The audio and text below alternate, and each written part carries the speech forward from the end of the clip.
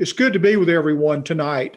This is ironically, in the book, this is the first watershed in the book. So, and I think one of the best along the 469 miles of the Blue Ridge Parkway. I would like to give a quick shout out to our sponsors, especially Joey with River's Edge Outfitters up in Cherokee. Those guys, when they say River's Edge, they mean River's Edge. I mean, if you walk out their back door, you would step into the river chest deep in water. That's how close they are to the Oconaluftee River. And Joey and his team, if there's anyone that knows that river, they know it. There's no one that knows it better than they do, along with all of it, the surrounding waters and tributaries and everything. Great fly shop, a lot of really good equipment, cutting edge stuff, whatever you need. River's Edge Outfitters has got it. And Joey asked me to tell everyone that if you come into his shop and mention this webinar, that you get 10 off anything, any equipment, flies, even guiding services. So that's a pretty doggone good deal. Most outfitters do not extend discounts into guiding, but he is. So good guys there. And also to Carolyn with the Blue Ridge Parkway Foundation. Carolyn and her team just do a great job of supporting the Blue Ridge Parkway. They are the largest supporter of the Blue Ridge Parkway. And they're sponsoring, and I just really appreciate it. And they just do a great job. It'd be hard to keep the Parkway going without them. And of course, Wild Bearings, LLC. With that said, let me take a minute here, just real summary of this book, being a first-in-class book, being that there's not another book about fly fishing the Blue Ridge Parkway. It is forwarded by my friend Mark Woods, who was superintendent of Blue Ridge Parkway, retired a couple of years ago. And Mark is just a super guy, did a great job of shepherding and leading the Parkway during a very difficult time of sequestration and budget cuts and everything else. But he's a great guy and fishing buddy. It's 308 pages, color, about 145 images. Most of them I took. There are some professional images in there and quite a few historic images. But I do talk about a lot about the Parkway, the overview of the Parkway and its history, how it came to be, which is a great story in itself. The trout themselves, I talk about the hydrology of the Parkway, and that sounds kind of simplistic, but I think it's important as a fly fisherman to know how the Parkway gets its water, and once it gets it, what does it do with it? In order to turn it into rivers and streams and prongs and brooks and everything that we like to get on.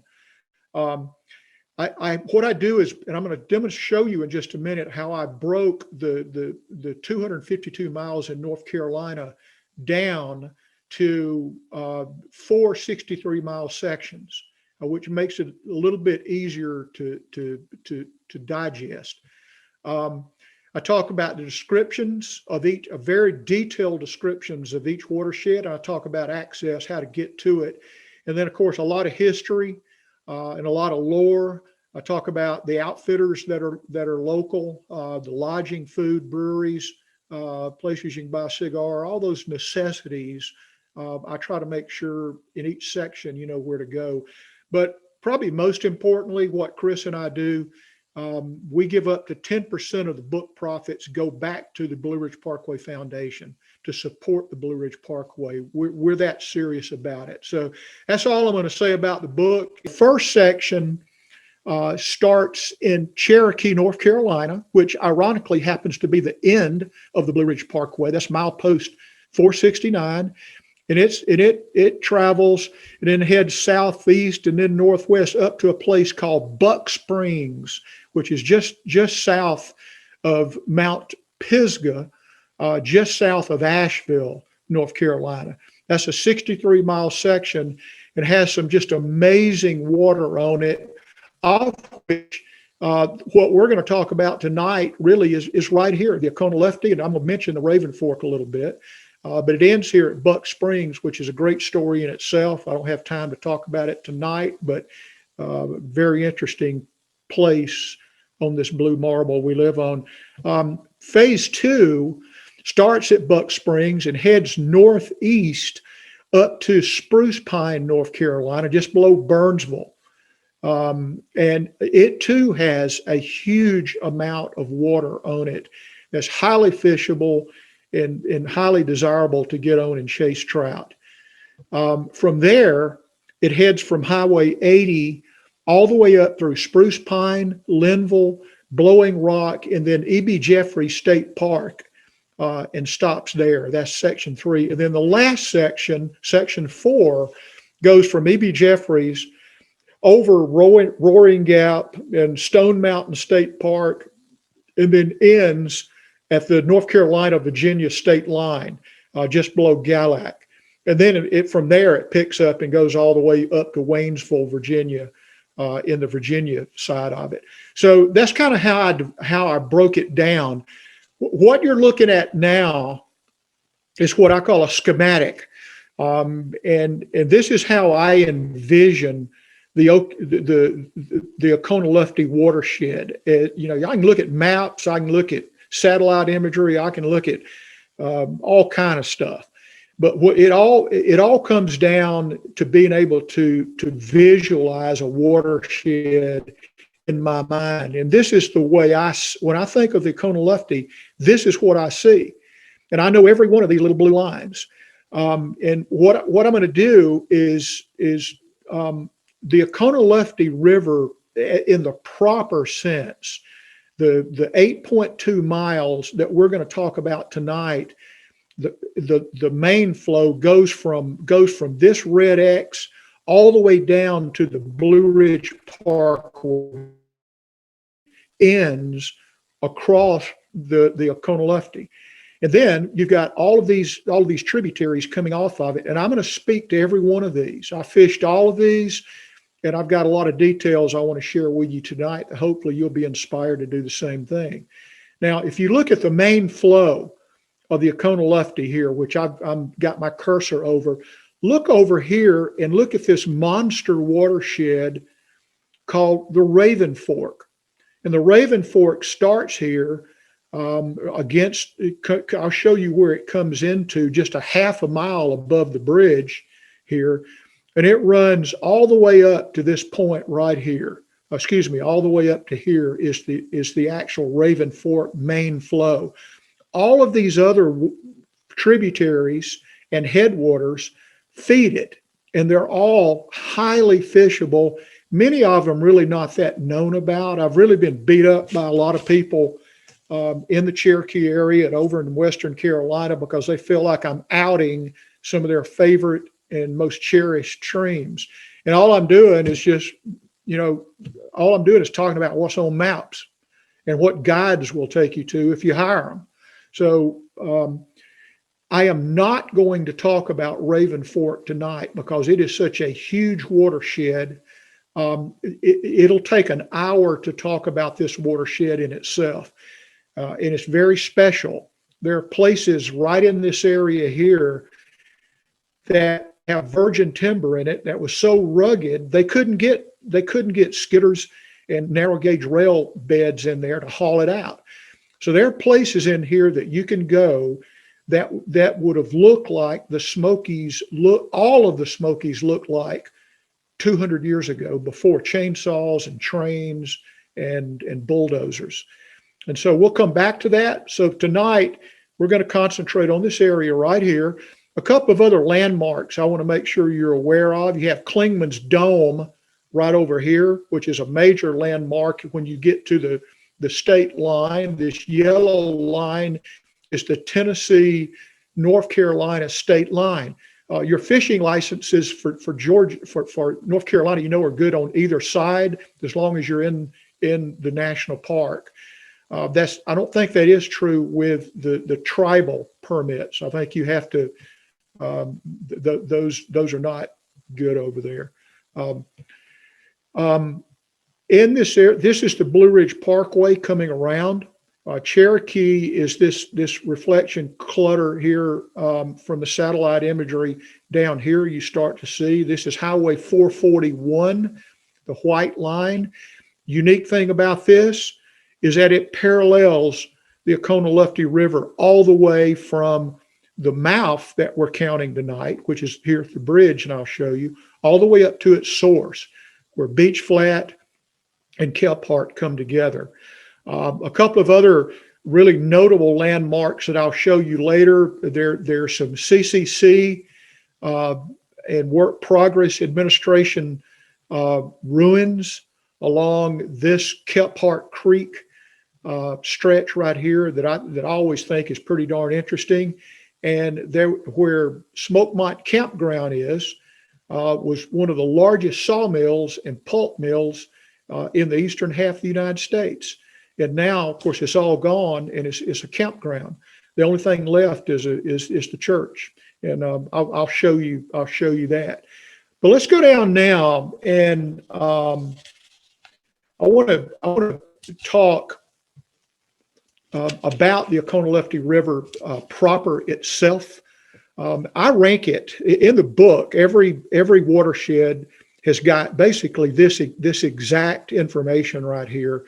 I rank them based on how I feel about them, and out of a 5 possible, I give the Oconaluftee a 5. I think it's a great.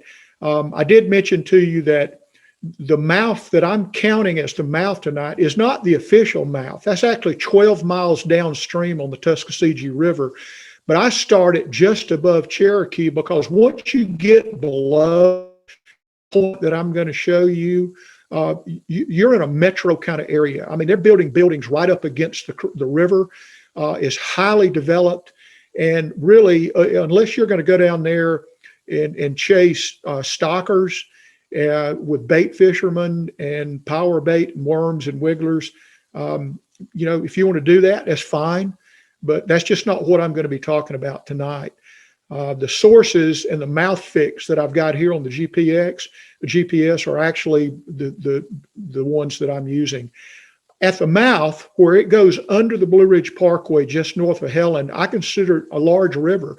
It's 25 yards across there. It's a pretty good size, pretty good stretch. The gradient, which is the percentage of rise or drop, in this case, rise or elevation, is only 1.8 over 8.2 miles, which means from the source to the mouth, there's only about 800 feet elevation drop in those 8.2 miles. Folks, that's weightable by just about anybody as 2%. So I'll show you how I've broken that down to a lower and upper stretch. As far as the effort goes, the lower section, I think, is very easy. The upper section can be difficult, moderate to difficult, depending on exactly which stretch you're talking about. But generally, it's pretty weightable.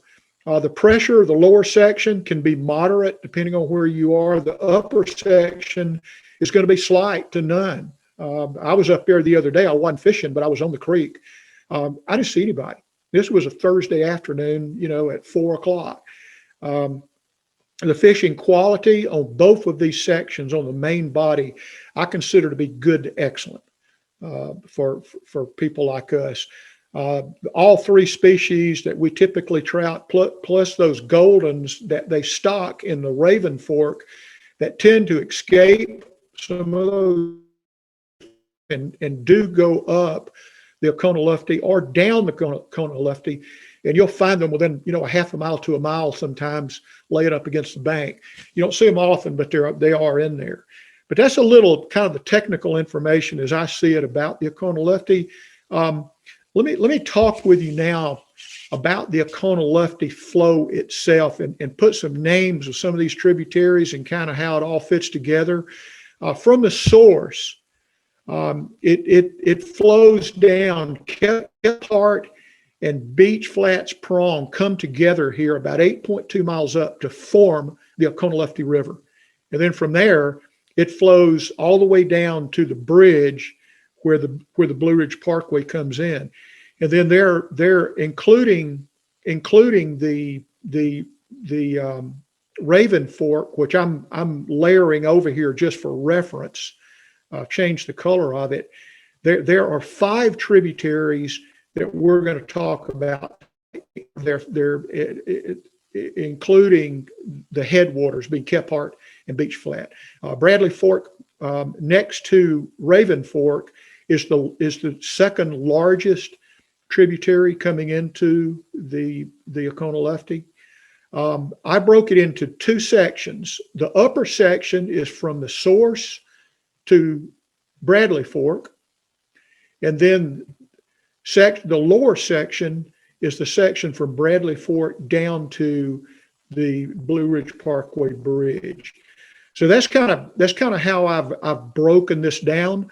I'm going to start in a minute, and I'm going to start down here at the bridge and show you some images all the way up to just below the source, and kind of what that looks like, what the river looks like as you're going up it.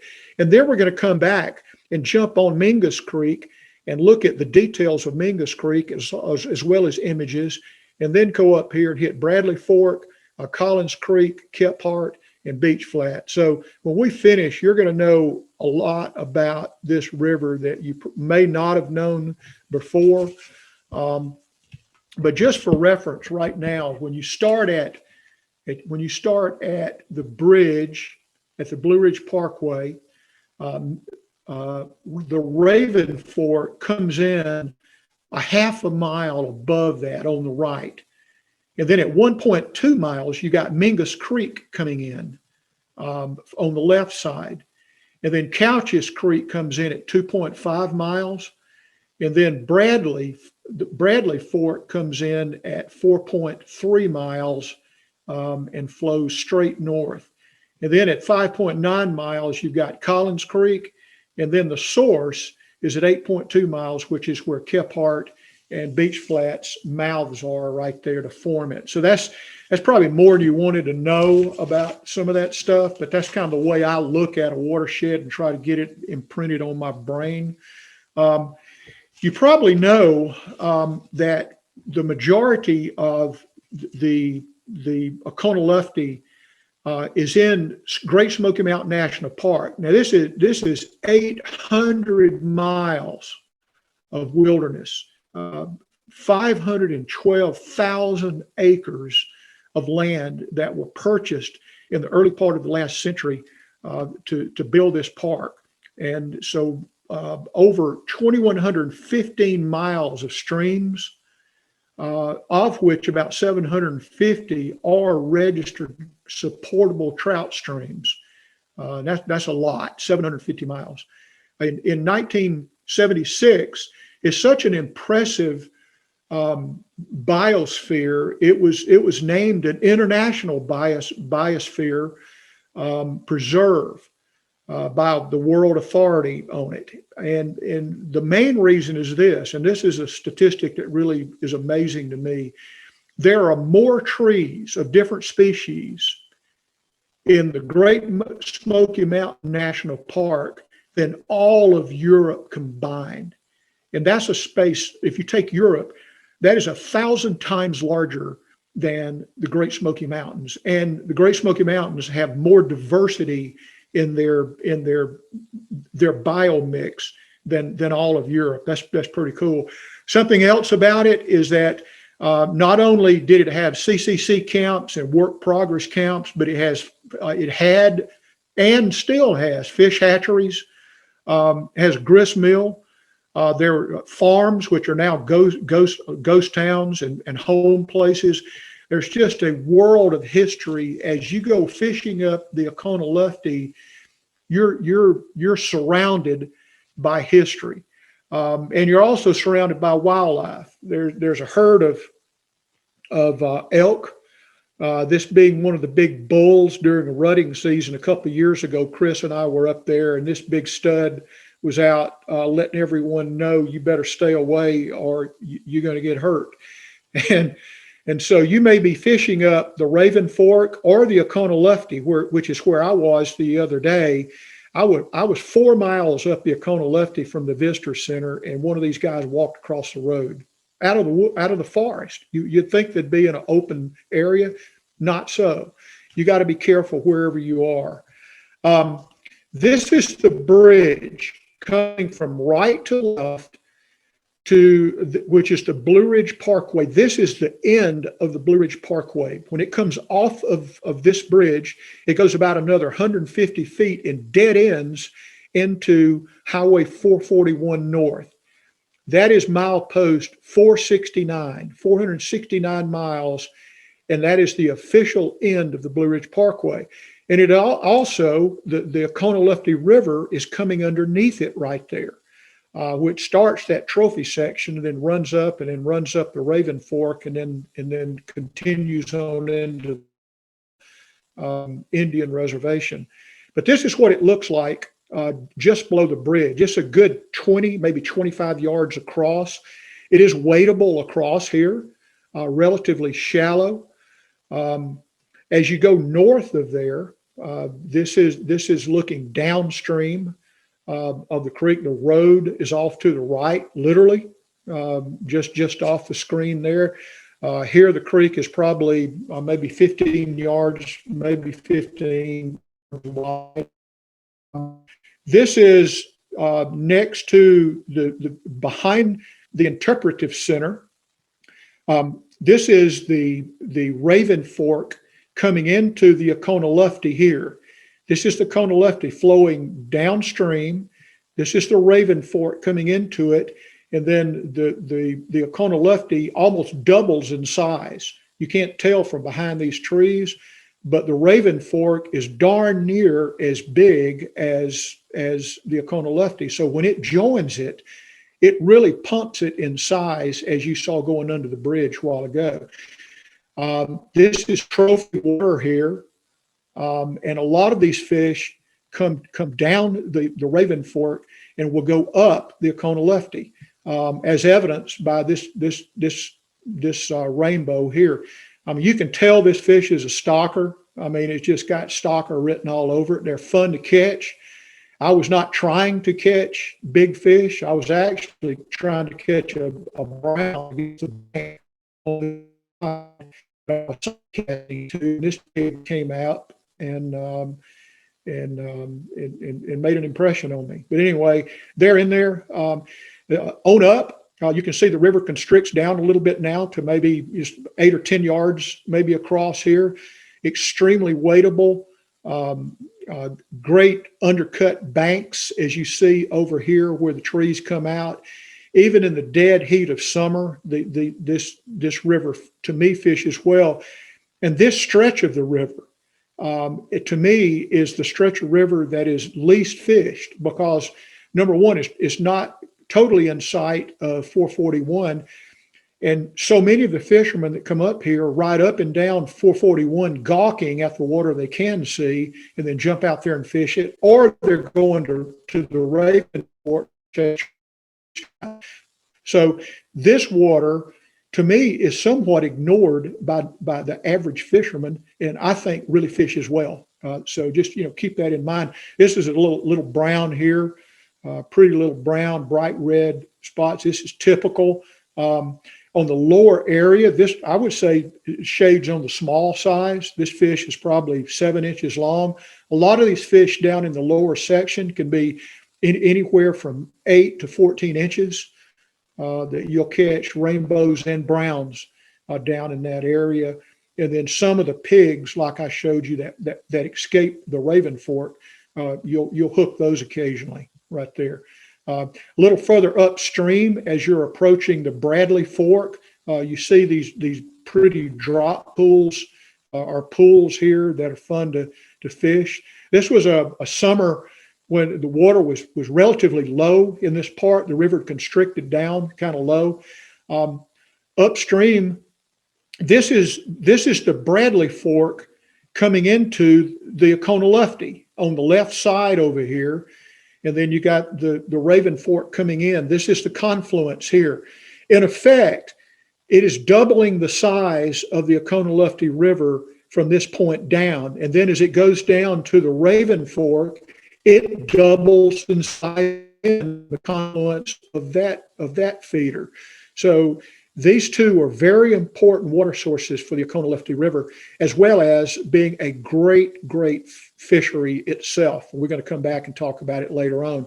This is a typical scene driving on Highway 441 North and looking down and seeing the Oconaluftee River riding right by you. And it's you just park right here. There are parking places all the way up, and you walk right down into the river and start fishing. It's that easy. It's like assisted living fishing, nearly about all the way up. And then when you get a little bit higher, I don't know what that slide was for. It got in there somehow. I outlined the river here because I was too late in the season to take this in the winter where you can see the water. But what you're looking at here is the Beach Flat Prong, which is one of the headwaters of the Oconaluftee, and Kephart Prong coming in to this little white foamy area right here. This is the start of the Oconaluftee River, 8.2 miles above the bridge on the Blue Ridge Parkway that I showed you. So this is a great place to start fishing too, either one of these creeks, because it's right off the road with minimal elevation drop and very little bushwhacking you got to do once you get down there. So that's a little bit about the main flow of the Oconaluftee River. What I'm going to do now is to go back downstream, and I'm going to start with the second tributary, the first one being the Raven Fork that I'm going to talk about in another webinar because it's too big.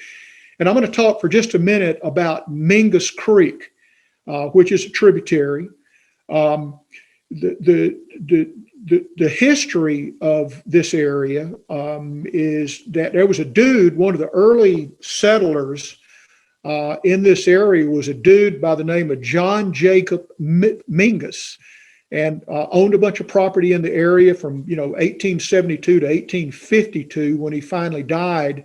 In 1890 he came to this area, and he was one of the first white settlers in and among all the Cherokee that that really had inherited and were living in this area. And so he moved in and started settling the area. As far as the creek itself, which is his namesake or named after him, I give it a 3 out of a 5. It loses about 2,600 feet in elevation over about 4.2 miles, which gives it about a 12% gradient average. And that's pretty, that's pretty steep. The lower mile or two is not that bad, but once you get up the upper couple of miles, it jumps up in excess of 16, 17%, which can be very difficult. So you just need, if you're going to go much past the a mile or two, you may want to consider taking someone with you if you're not really in that good a shape. Because the effort's going to be moderate to difficult, depending on how far you're going to fish, or at least that's what I find. And the pressure is going to be none to slight. I've never encountered anyone on Mingus Creek. I don't know if that's because everyone thinks it's not a good creek to fish, or whether it's just, a lot of people don't go because it's difficult. But I think it's a good little stream. I think the fishing quality is average. The lower sections, you're going to catch rainbows primarily with an occasional brown, and then in the headwaters and the upper stretch, there are specks up there that you will catch, and I'll show you a couple of areas there. This creek flows west-east, and the interesting thing about this creek is that, the thing I find most interesting is that darn mill that's sitting on it is Mingus Mill. This is a mill that was built in 1886. Now, there were mills everywhere, but the unique thing about this mill is that the dude that built it ordered a cast iron turbine instead of a water wheel, which was a whole lot more expensive. You couldn't get anybody, nobody knew anything about it. They had to send someone down to install it.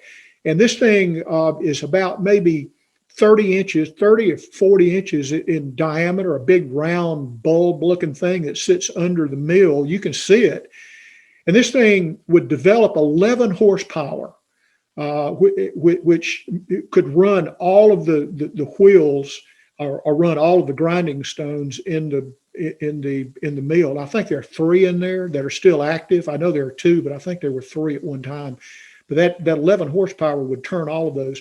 It was considered extreme high technology for the time. And in 1930, when the National Park Service bought the land that it was on for the park, they worked a deal to buy the mill too, and they refurbished it, and it operates today in warm weather. You can go up there and buy grits and cornmeal and flour and anything else you want that they actually grind right there. And the creek literally goes right by it, and which is kind of cool. For the first 1.3 miles above the mouth, it's about 6 to 8 feet wide, shallow. There's some sand that's come in, I think, from the old days when there was a farm up top.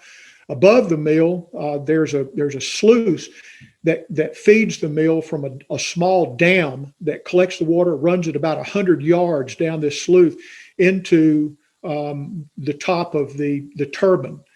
But above that, the mile above that, you start getting into an old CCC campsite that had an administration building, an activity home, some barracks, and storage houses up there. The foundations are still there. Once you get up above that, in a little bit of flatter land, there's an old farmstead up there that's got a lot of relics and foundations of an old farm that was there when they bought the property for the park, and then the people had to move out after that, and everything caved in. At 1.3 miles, Madcap Branch comes in, and to me, that's really the only fishable tributary coming into Mingus that I think is worth the time. I mean, some of these others, there's a couple of these that aren't named on the map. I call them no names when they do, but the one that seems largest, and I have only fished up into the mouth of this. I have not fished Madcap Branch.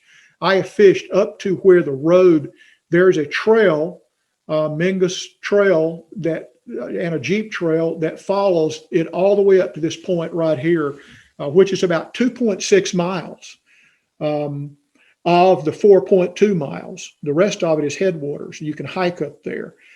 So the creek goes for another 1.7 miles.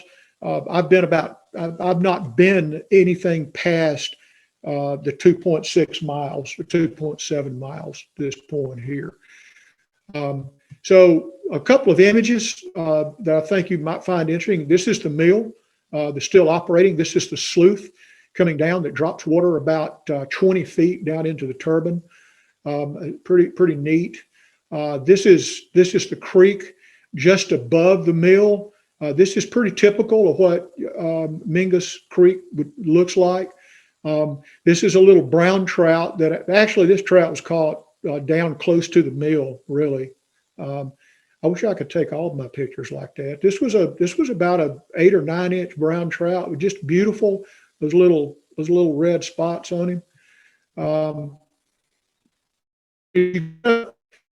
Closer to Madcap, I think this actually is Madcap, about 20 or 30 yards up Madcap. You notice this is drop pool kind of fishing here. You go in from one little pool to the next and just walk. I call it rock hopping, from one pool to the next. But there are there are trout in these pools. They're not big, but they're there. So Mingus Creek is a nice little creek if you hadn't fished it. It's interesting with a lot of history. Also across the parking lot from the mill, up on the hill over there, there's actually a slave cemetery up there with several marked graves in a little cemetery up there. I've been up there numerous times. It's worth going to see. The next flow that we're going to talk about is a very, very special flow called the Bradley Fork. And it's not just special because Chris Sloan says it's special, because every time he goes up there, he catches more fish than I do, grand slams every time he goes, or breaks a bamboo fly rod. He's done all of that on the Bradley Fork. So it is special to him. But 4.3 miles up from the bridge is where on the right is where you'll see Bradley Fork coming in. This is a great rainbow and brown trout fishery. In fact, some people say that they think it is the best brown and rainbow fishery in the entire Smoky Mountains. I like it for 4 reasons. Number one, there's easy and hard water on it. There's assisted living water, and then there's take your life in your own hands kind of water as you get up into the headwaters and on some of the side waters that'll come into it. The second reason I think it is good is because it's got a great campground on there. It's just an amazing campground that's sitting right on the creek, a great base camp. The third reason I think is a really good one is because it's got all 3 species of trout in there in very sufficient quantities. The brookies are primarily in the headwaters, as you well know, as well as some of the tributaries. And the fourth reason I think is really cool is that it has a trail running up almost 3/4 of its length of 6.9 miles. You've got a really good trail that consisted of a narrow gauge rail bed, which was very normal. There's also another reason I think it's great is because of the history, and I'm going to show you some of that in just a minute. But first, here are the stats. I give it a 5 because it's worthy of a 5. It's large at its mouth. It doubles the size of Oconaluftee where it comes into it. The gradient's only 3.3.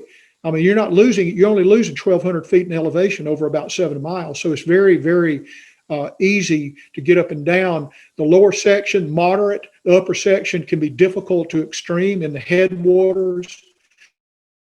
There's not a lot of those up there. The pressure, the lower section, moderate to heavy if you're around the campgrounds. The upper section, slight to none, really. The quality, I think, is an excellent, the entire creek. I mean, every time you go there, you catch a lot of fish. And I mentioned that they're all 3 there. Here's how I see the Bradley Fork. And I'll kind of tell you, all of these side streams coming in, because you definitely want to sample some of these tributaries. Starting down here where you've got the Oconaluftee River proper in 441. So here's the confluence. I showed you an image of that a little bit earlier. Here's the campground. I'm going to show you some images of that in a few minutes also, and then some more as you work your way up the main flow here. But Chastain Creek, which is one of the larger tributaries, comes in about 1.6 miles up the real easy walk. That's a nice, easy stroll up to Chastain. And then Kiowa, which is what I may be mispronouncing. Kiowa Creek comes in right here at 4 miles up, a little bit longer. At 4.6 miles, Tennessee Branch comes in. I have not fished all the way up Tennessee Branch. It's not that big, but it is fishable. Louis Camp Branch comes in at 5.9 miles. And then Bear Wallow comes in at, I think Bear Wallow looks like it's something about right under about 7 miles up, I believe. It's 6.0 not. Is closer to probably about 6.2 miles. And then Chasm Prong comes in at 6.9 miles, and that's where the source of the creek comes in right there. So that's kind of the layout. And I'm going to walk you up this creek and show you some of the sites here, some of the history, which is, I think, really makes this site. What you're looking at is where the campground is now. This was the Champion Fiber Company sawmill. Originally, this land was owned and was a little township called Bradley Town.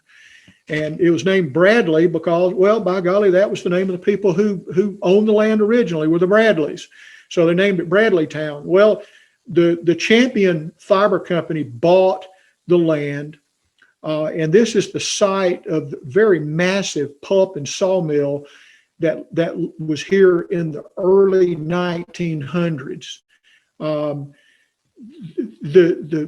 This mill provided fiber and pulp to the paper mill in Canton, North Carolina, about 25, 30 miles away.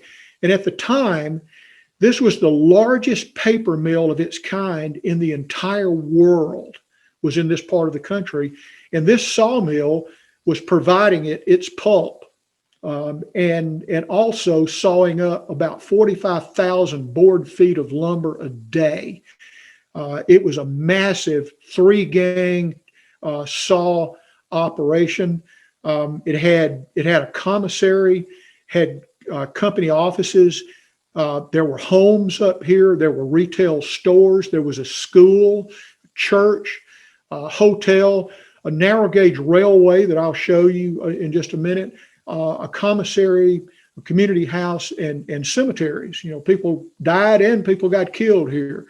So this is where the campsite is now. I'll show you a picture of that earlier. This is the old Climax train. Climax was preferred as narrow gauge because, number one, it could go around curves, real sharp curves, really easy, and it would generate higher torque in its drivetrain than regular big wheel trains that we were used to. And of course, you can see the logs stacked up on this train that is pushing, and it's just going off the screen there. So very effective. And these narrow gauge beds were all over the Smokies that they pulled timber out of. But in 1931, Champion Paper Company sold 90,000 acres to the National Park Service for the Great Smoky Mountain National Park. So in equivalent, 140 of the 780 square miles needed for the Blue Ridge, for the National Park came from that one acquisition alone. Of course, they had clear cut it, all except on Raven, some areas that they couldn't get into that I mentioned earlier. But in either event, Champion Paper Company and their sawmill played a big role in this area. The only thing left today to see is a Baptist church called Luftee Church, and they left Luftee Church very close to the entrance where you come into the campground. You can hike up there. There are some other few foundations here and there, but that's kind of the history of the area that I thought was kind of interesting. This is that confluence again. This is the mouth of the Bradley going into the Oconaluftee. And the last time I was there, I was with Chris Sloan and caught this little brown trout. In fact, that was probably the only fish I caught first mile. Chris was killing them, but that's the only fish that I caught. Just up from the confluence is one of the old Ccc bridges. These were hand-built, arched bridges, hand-poured and hand-finished, dated, that go across, and now is part of the Smokemont Loop Trail. This is only foot traffic going across there now, but you can fish right up under here and keep going. Just across from that, this is the campground. This is what the campground looks like. It is huge. It goes on for half a mile. This is not what it normally looks like. It normally is full of tents and campers. It is a very popular place, but very highly recommended. Running water, showers, bathrooms, and great access to the stream and other streams. Just past the campground, this is the Bradley Fork opening up here. There's a little rainbow, just a beautiful color, little red stripe, little wild rainbow that was up there. Look how fat that sucker is. I mean, I don't know what he was eating. I didn't have my stomach pumper. I should have pumped his stomach. I'd love to have known what was in there. As you move on up, you can see in the upper section, it starts to narrow down like all these mountain streams do, but just highly fishable pockets all the way up to the source waters of the Bradley Fork.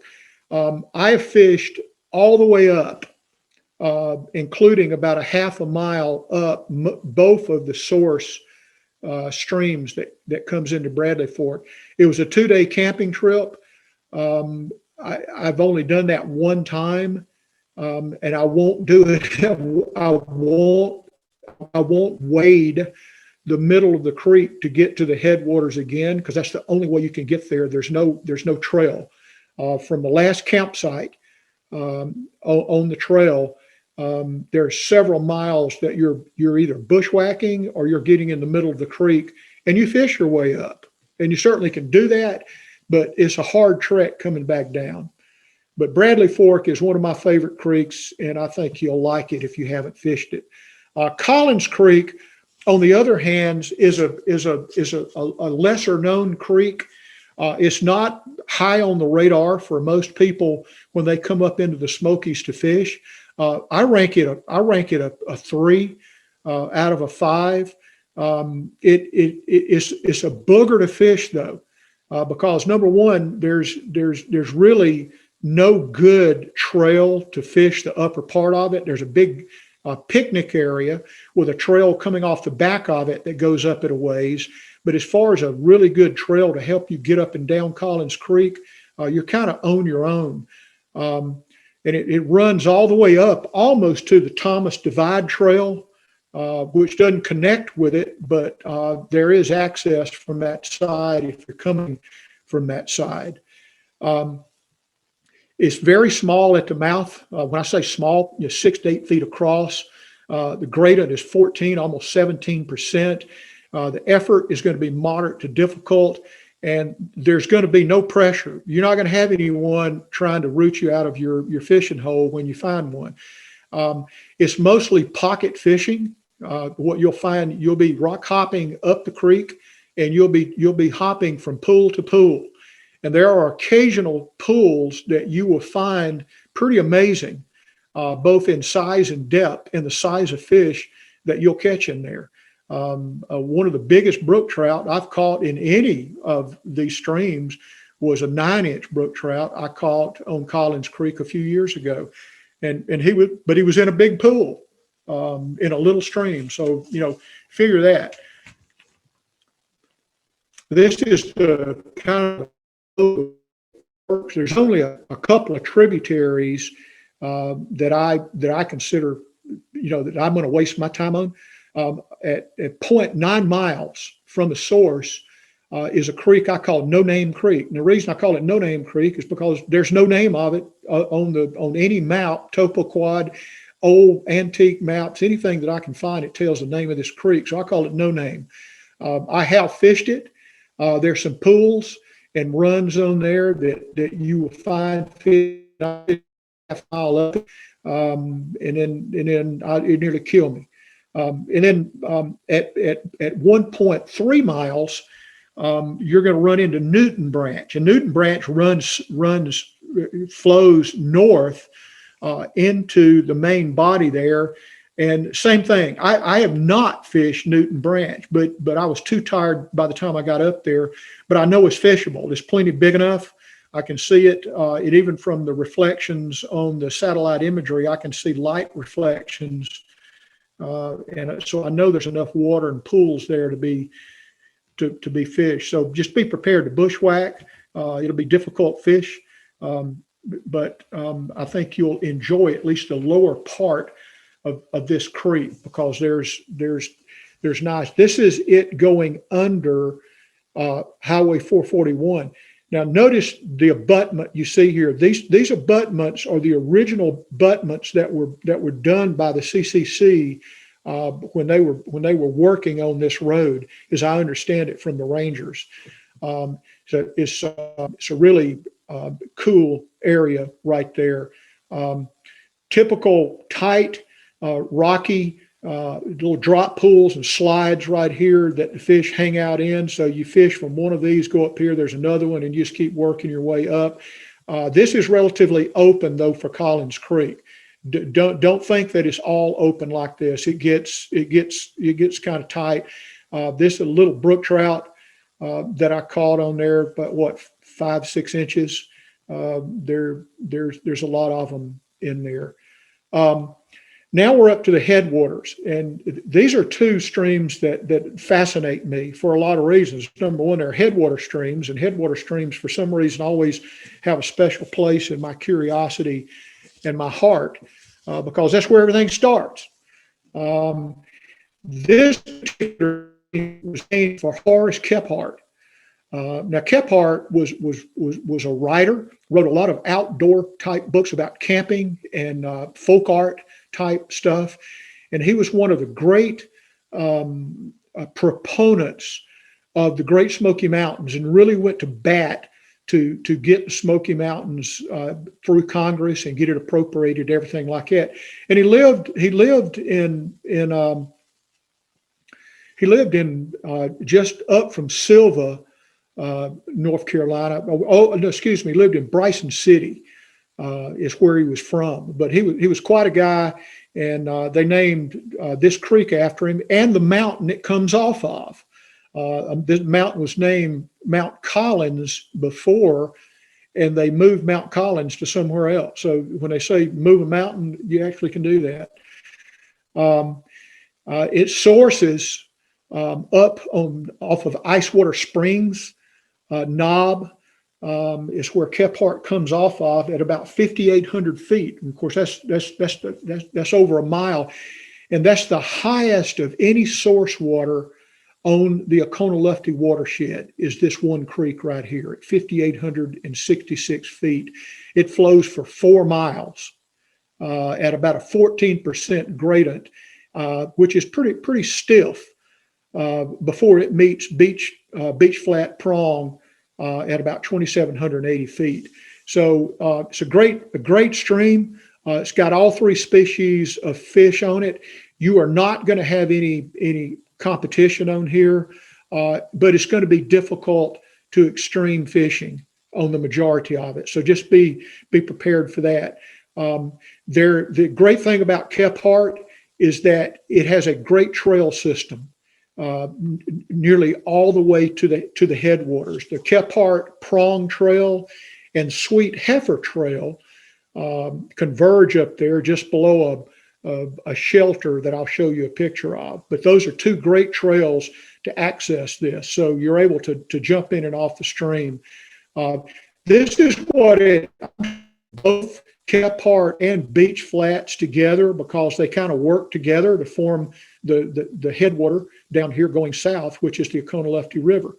The Sweet Heifer Creek is the creek I consider to be the tributary that I consider to be most fishable. A couple of these others that I don't have names on are fishable, especially these headwaters up here. But the main flow here, all the way up to the headwaters, is highly fishable and highly traversable, because you've got a trail that goes all the way up to right here in this area. So, and then you got Sweet Heifer Trail that cuts across, that you can pick up the upper part of that creek. So it's a great creek. It's also got a creek down here this Schematic Creek that I'm going to show you in just a minute when we get to Beach Flat. One of the interesting things about Kephart, once you get about a half a mile up, you run into an old CCC camp. And to announce you're there, here's the original sign that stands right by the creek and the bridge and the trail that you're on. And of course, I've seen pictures of the inset wooden part of this sign with Company 411, CCC Company 411 actually stayed here, about 200 guys. There were mess halls, commissaries, business offices, recreation halls, dorms, and other cabins and storage houses around here that this place was highly civilized at one time. And then the Work Progress Administration actually operated a hatchery here, just upstream from this location right here. Also at the CCC, right by the trail, is a water faucet, a water hydrant that I understood was pressure operated by gravity. It was gravity fed from a cistern up the creek, and water shot out of this little hole here and just looped over here into this bronze receptacle, and then it would drain out and go out the bottom right here. But it's still there, and you're able to look at it. So there are a lot of chimneys and things like that.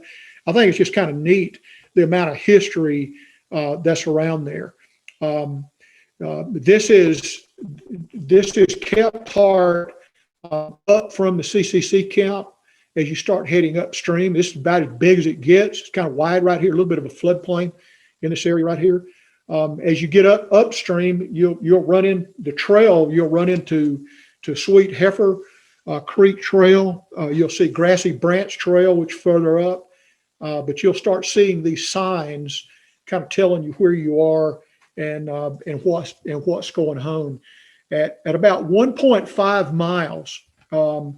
The Sweet Heifer Creek enters, and then at about 1.8 miles, you got Kephart Shelter, which is this shelter here that you can camp in and around, make reservations. I'm bad about, there's always a bunch of people here hiking and picnicking and drinking wine and just having a big time. And I found that, when it's a big crowd, and everyone's kind of having fun, if you just kind of wander up there and look pitiful, they'll feed you and give you all the drink you can possibly tank up with, and then you can go on and fish, do what you want to do. But it's kind of a fun place to hang out there at the shelter. The creek there, as you start moving upstream, you get smaller. As you see here, you're probably 6-8 feet across right here. This is a particularly straight stretch, kind of interesting. Little rainbow there, and a little cascade I found.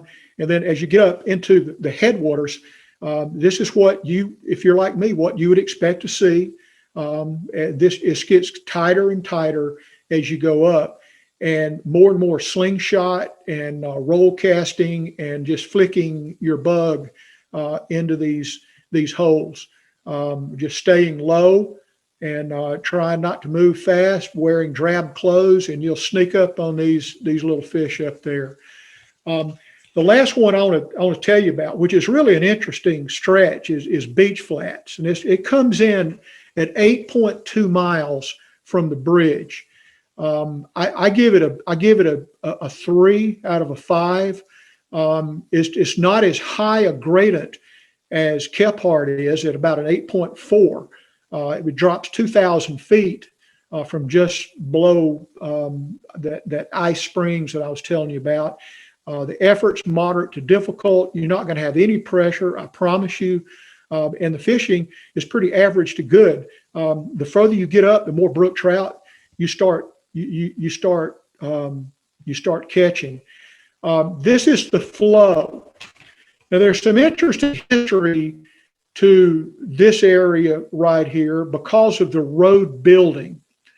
Back when this road 441 was built, according to the park rangers and other state highway officials and locals, when they were bulldozing and dynamiting and building the road, they were doing so through a formation called the Anarchista formation.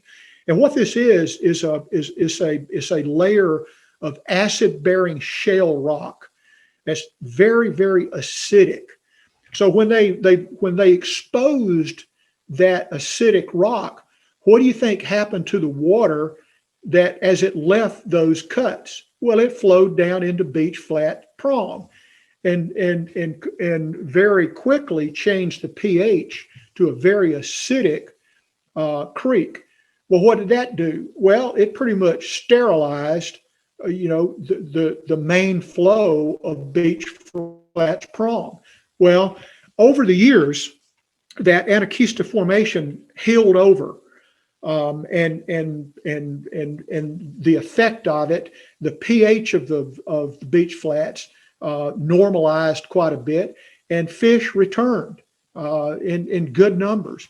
Well, as you would imagine would happen, some years ago there was some widening of the road. They wanted to widen it and do some things, and they did a little more blasting and excavation and opened up some more areas that have once again fed that acid water down into the creek. I understand now that some of the tests that's been done that is starting to normalize again. That's been 10 or 12, 15 years ago at least that happened. So that's some of the history of beach flat prong right there as it comes down and meets Kephart to form the source of the Oconaluftee. There's a creek down here called Schematic Creek, and it literally comes in almost across the street in the bottom right corner into the first tributary coming into beach flats. It is tiny. It is a little bitty creek.